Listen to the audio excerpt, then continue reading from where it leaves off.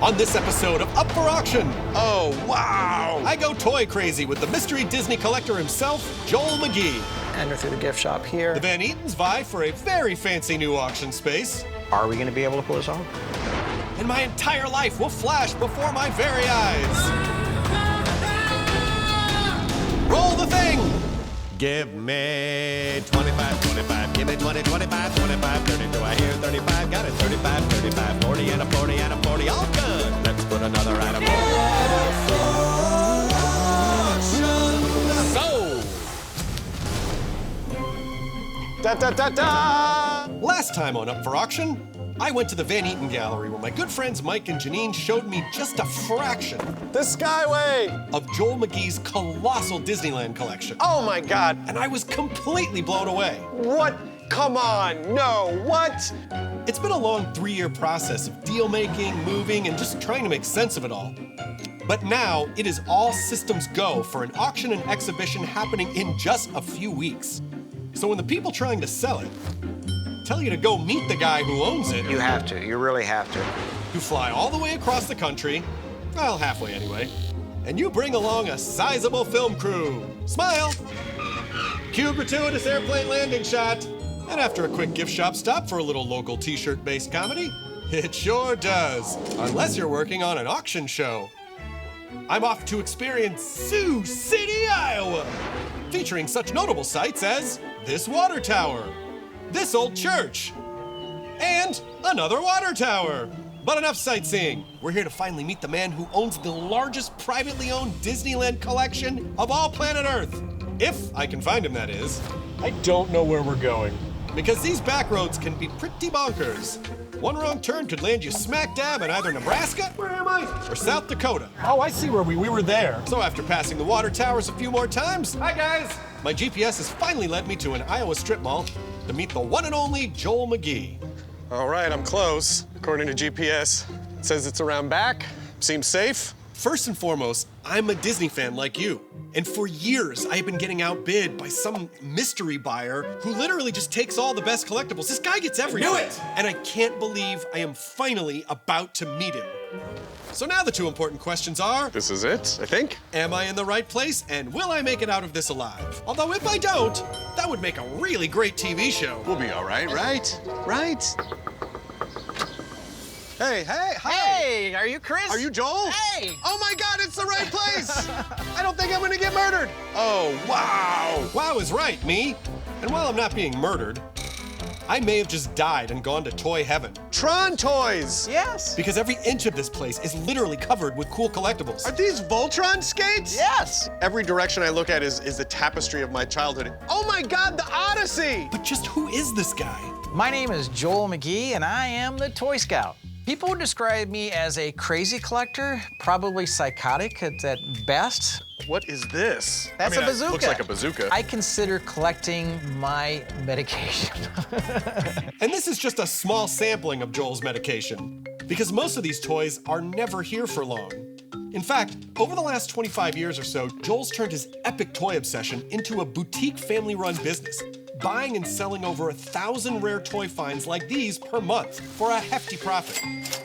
And it's this same love of all things toys that helped him accrue his massive Disneyland collection. But first things first. So is this your office? I kind of like to call it my playroom office. What do you do every day? I like to say that I work on toys and I test them. Other people accuse me of playing with toys all day. And play with them we shall. Jarts, which sounds like a gastrointestinal problem. I'm telling you. How about Hot Wheels? Can not concentrate. Must touch all toys. You have an Alf phone. Yes. No problem. Hey. And Donnie Mo's? Should we eat this? With all these toys, how can anyone get anything done? No, I had all these. Fantastic. People say, am I building a connection with toys I had when I was a kid? I gotta say, it's been a growing enthusiasm that I acquired. This is the beginning of my life as a Toy Scout. Ah, yes. Right here. Every hero needs his origin story. My G.I. Joe lunchbox, this was my cherished treasure when I was a kid. It was long gone, Mom threw it away. Years and years later, I was at a flea market. And across the way, I saw G.I. Joe staring at me. I picked them up, I looked at them, and all of a sudden, a film projector went off in my mind. I could see all my friends. I remember their faces exactly as they were back then when I had it. On that day, I started my mission as finding my childhood back. I realized that it could be a career, so I'm doing the same thing, it hasn't changed. But enough dilly-dally. We came here for the deets on Joel's Disneyland hoard. I'm friends with a man you know by the name of Mike Van Eaton and his wife, Janine Van Eaton. Yep. Mike has been bugging me about my collection for a long time. Here's a 30-year collection, and that's difficult for anyone to get rid of. But a lot of times when I get something in my head, I want to just, I just kept pressing and said, hey man, now's the time, and just kept throwing ideas at him. God bless him. He knew what to say and he knew how to say it. Until we came up with something that he said, yeah, if you can do that, I would do it. The that is put together a proper exhibition and get enough bidders to rake in the right amount of money. Meaning a lot. I was recently in Los Angeles. I've seen your warehouse. I trusted Mike and Janine on my collection because I knew they have a passion for Disney and they have a passion for doing it right. I could tell right away, he's not just a collector, he's a preservationist to present these things to the world in a magical way that I think Walt would very much have approved of.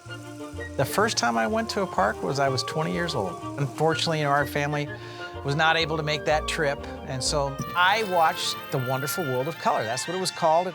Walt would give us a tour of Disneyland. I knew Disneyland better than probably most tourists know Disneyland. It's all starting to make sense now. Disney is a broad term. You can buy millions of Disney items, but Disneyland and Disney World is my passion. I see a 20,000 Leagues poster over there. You have to see this. Oh yeah, this is gorgeous. I mean, you can see the silk screen layer. This is my all-time never gonna sell it piece. Don't worry, there's another one for sale in the auction. I would say it has to be the most fantastic movie of all time for me. Unfortunately, Disneyland's 20,000 Leagues exhibit was never meant to last.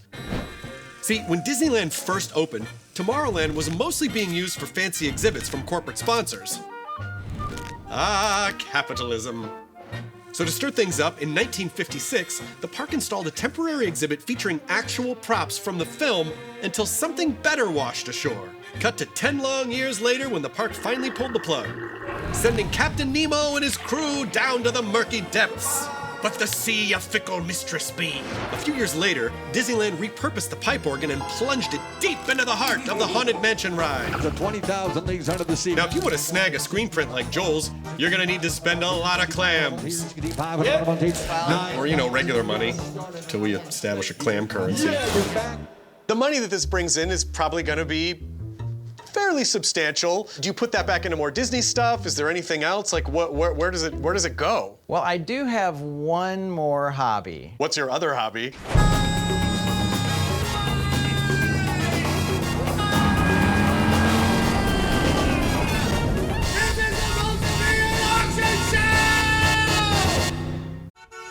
While the Van Eatons are busy back in California organizing the auction's inventory, I'm in the Midwest, speeding around in a stock car and getting the scared out of me.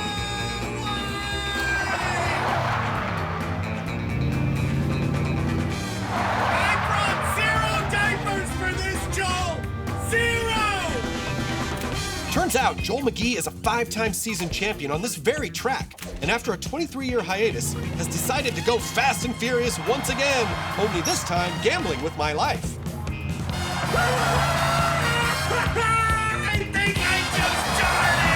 I bet he's about to explain why he's getting back behind the wheel. Oh, here it comes! Oh my God. Most race car drivers retire in their 30s. Everybody kept egging me on about these kids that they've elevated to this level of racing that we were never able to attain. So I said, you know what, I'm gonna get back into racing.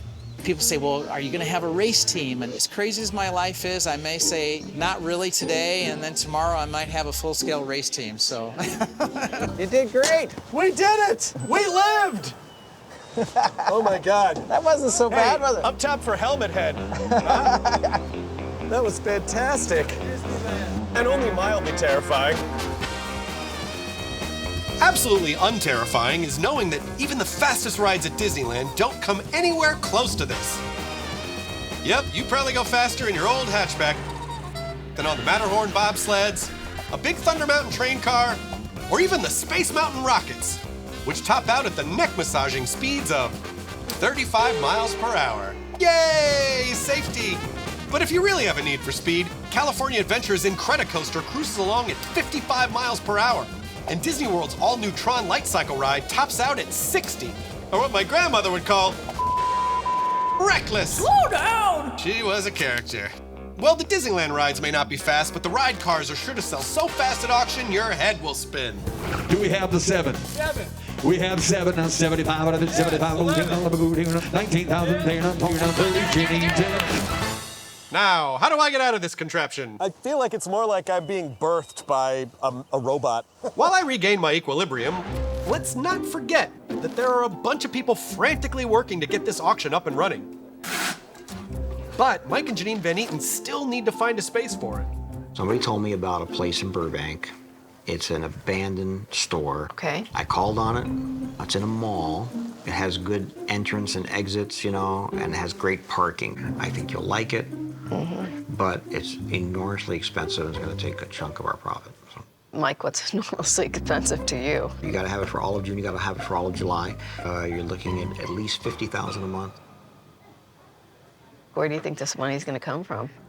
So I am a poker player, not a great one. You're decent. I'm okay. I think the most important thing that I learned from poker is risk against reward. The pot that we're going to win at the end, you know, is very important against what we have to put in to win that pot. And I think that's really, really a big part of this. I can put together a very quick online auction, which will give us a nice little chunk. You know, it won't be big, but it'll be enough to maybe cover the cost of doing this, and we can get in there and we can build a gift shop, and hopefully we can start to put out some revenue that we can use to pay people off. That's your only shot here. I don't know. Do you want to be right or be married? Yeah, exactly. Methinks Janine has her doubts. Ooh, drama! Go meet Joel McGee, they said. Are these Voltron skates? Yes. Get to know him. Have a few laughs. Ha ha ha ha. While I compose myself on the kind of car I'm more comfortable in, it appears there's still some magic in that old retail space Mike found, This would be the Main Street area. and he's gonna try and make it work. First off, the space is a mess, but I've only seen it full of racks and just stuff that all has to be removed. And so I feel like once we remove all that stuff, I think there's space there where we can build this exhibition. So once again, everything must go! Except the cockroach. He can stay. Shh, you'll wake him. Meanwhile, back at the gallery, Janine and company are still hard at work. What most people don't realize is that this auction has been 3 years in the making due to the sheer volume. Absolutely crucial to this whole auction is the printed catalog. We're full bore on that, sort of having to split our time between getting that catalog right and looking good. We do our catalog all in-house, and the process for that starts right here with Kenna, our intake coordinator. When things come in, I check for condition because I have to mark down if there's something wrong with it. Then the item goes over here to our photography studio. All the photography is done in-house. All the photography that we do is for the online catalog as well as the print catalog. As a collector, I know what people are looking for. You've got mail. The photos are then sent to our photo editor, Stephanie, for a quick polish. So I copy out already, and I did a touch, so I have to carry it out. Then the items get brought to our writers, and they write the descriptions for the catalog. Catalog is important to the auction. It tells the story. We're the luckiest guys in the world. We're able to handle pieces of history every day. That's a big important ticket. Once we have the images and the wording just right, we need to put the layout together. And that's where Erica comes in. Joel's collection is unprecedented. I think that everybody will find something in this sale that will be a treasure for theirs to carry on and hopefully preserve Disney history. I just feel like I don't like the shape of these, so I want to remove one. I try to not bid on Disney items here. It's just too tempting. As you can see, everyone is trying their best to make sure the auction catalog is ready in time. They're also carefully putting rare pieces like the Storybook Land prop house back together. But if you want it, you'll need to beg your fairy godmother to put together a few grand. Now, while the Van Eaton staff may seem like they're all business, the truth is, they're huge Disney fans just like you and me. And everyone has their eyes set on something. If I could have one item, it would be that Global Van Lines truck. I mean, come on. The Tower of Terror TV set is super cool. The original Golden Horseshoe painting that was also signed by Walt Disney. Mr. Toad's Wild Ride Devil. I like spooky stuff. I don't know about spooky, but did you know that Mr. Toad's Wild Ride was once at the center of a spunky protest? Buckle up! Based on the 1949 Disney short Wind in the Willows, the ride holds the dubious honor of being the only one that sends entire families straight to hell. At Disneyland, the Toad first took the road in 1955, and then at Disney World in 1971. But in 1998, the Florida version found itself on a crash course with destiny when the powers that be decided the ride would have its license revoked forever. Well, some true toadies, or is it Toad Warriors? I don't know. Let's just say Mr. Toad fans really didn't like that and hopped straight down to the picket line for a good old-fashioned protest. Sadly, after months of peaceful picketing, the Orlando attraction was still towed to the trash heap. Thaddeus Toad was even given his own gravestone at Disney World's Haunted Mansion Cemetery, so fans can still pay their respects. But if you continue to crave a wild ride, you'll be happy to know Mr. Toad is still rolling along down in sunny SoCal and giving old-timey car power back to the people. And dogs too, I guess. Anyways, one lucky auction bidder could try and recreate the ride in their own home with just a few of these cool collectibles. And a portal to hell. Watch out though, bidding's gonna get hot. 2,000. 8,500. 8,500. 11 there and 11.5. Yep. Back at the Speedway, Joel and I make the most of some cool slow motion walking shots before we sit down with some straight talk. Because what I've noticed is you seem to be the kind of guy who likes to take risks, and this auction runs the risk of losing money. So what are you kind of hoping to get from these 1,500 items? Everybody's like, what's it worth? Yeah. What did it sell for? So I would hope to get... Joel clearly has a love of toys, both on and off the track. You know, I guess this is just a culmination of what I do every day. But it's time to get serious. As serious as these dramatic slow-mo shots can make us look, and talk Disney memorabilia. Over the last quarter century, Joel's amassed more Disney Park collectibles than anyone else in the world. Just don't call him a hoarder. Part of the reason why it took so long to get the collection there is because every item was photographed at my house individually, which took weeks. I guess I didn't really realize how much I had. Let's just say maybe I hoarded a little bit. Hoarder or not, he definitely knows how much money he hopes to make at the auction.